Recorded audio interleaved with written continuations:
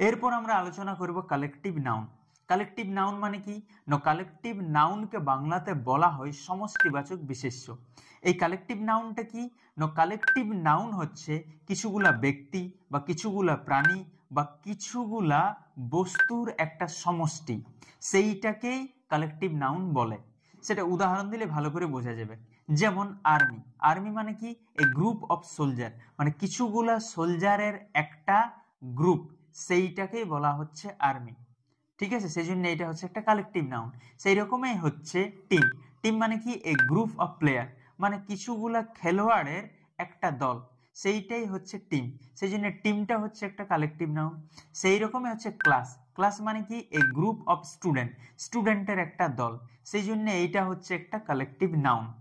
সেই রকমই হচ্ছে হার্ড। হার্ড মানে হচ্ছে পাল, সে গরুর পাল, ভেড়ার পাল হতে পারে, ছাগলের পাল হতে পারে, মানে কিছুগুলা গরু বা কিছুগুলা ভেড়া বা কিছুগুলা ছাগল মিলে একটা পাল তৈরি হয় বা একটা হার্ড তৈরি হয়, সেই জন্য সেইটাকেও বলবো আমরা কালেকটিভ নাউন।